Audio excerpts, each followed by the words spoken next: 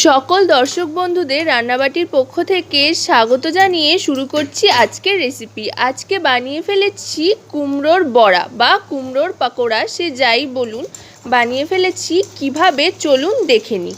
প্রথমেই নিয়ে নিয়েছি বেশ কয়েকটা কুমড়োর টুকরো। আমি এখানে 4টে বড় বড় করে কুমড়োর টুকরো নিয়ে নিয়েছি, খোসা ছাড়িয়ে ধুয়ে। এবার এই কুমড়োর টুকরোগুলোকে আমি এক এক করে গ্রেটারের সাহায্যে কুড়িয়ে নেব। এই দেখুন, আমি এইভাবে সমস্ত কুমড়োর টুকরোগুলোকে কুড়িয়ে নিচ্ছি।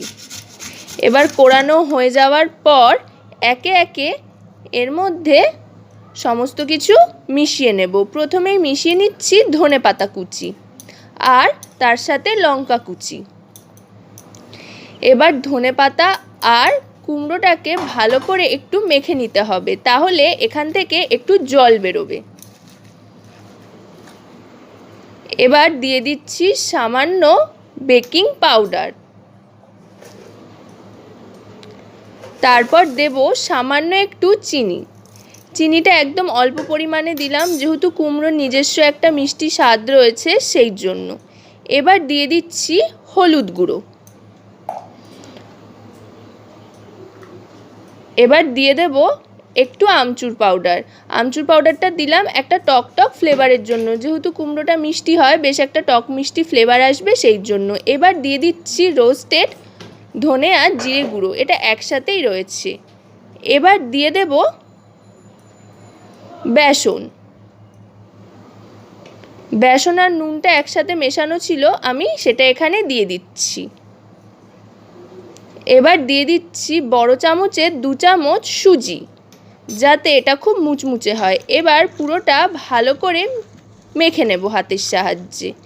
এতে কিন্তু জলের ব্যবহার করার কোনো প্রয়োজন নেই, আমার জল লাগেনি। কুমড়োর থেকে যেই জলটা বেরিয়েছে তাতেই হয়ে গিয়েছে। মাখা হয়ে যাওয়ার পর এবার আস্তে আস্তে কড়াইতে ছেড়ে দেব ভাজার জন্য।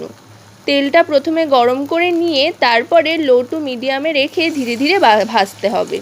আমি এখানে সাদা তেলে পুরো ভাজাটা ভেজে নিয়েছি। ব্যাস, এবার এপিট ওপিট করে নিলেই, গোল্ডেন ব্রাউন কালার করে ভেজে নিলেই তৈরি হয়ে যাবে খুবই সুস্বাদু মুচমুচে কুমড়োর পাকোড়ার রেসিপি। আজকের রেসিপিটা আপনাদের কেমন লাগলো অবশ্যই আমাকে কমেন্টের মাধ্যমে জানাবেন। আর ভালো লাগলে লাইক, শেয়ার, সাবস্ক্রাইব করবেন, সাথে পাশে থাকা বেল আইকনটি ক্লিক করে দেবেন রান্নাবাটি চ্যানেলের সমস্ত রকম রেসিপি ভিডিও সবার আগে পাওয়ার জন্য। আর রেসিপিটি যদি আপনারা ফেসবুকে দেখেন তাহলে অবশ্যই ফেসবুকে রান্নাবাটি পেজটিকে ফলো করে দেবেন। আজকের মতো আমি এখানেই বিদায় নিচ্ছি। আবার খুব শিগগিরই চলে আসব নতুন কোনো রান্নার ভিডিও নিয়ে। ততক্ষণ পর্যন্ত আপনারা সকলে খুব ভালো থাকুন ও সুস্থ থাকুন, সাথে অপরকেও ভালো রাখুন ও সুস্থ রাখুন।